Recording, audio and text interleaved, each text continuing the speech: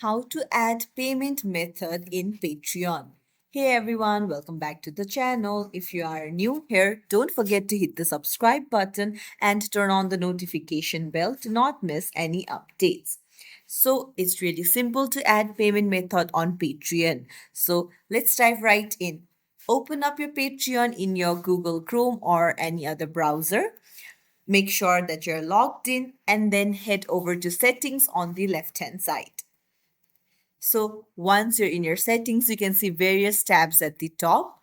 Go to more and then you can see payment methods. Tap on it.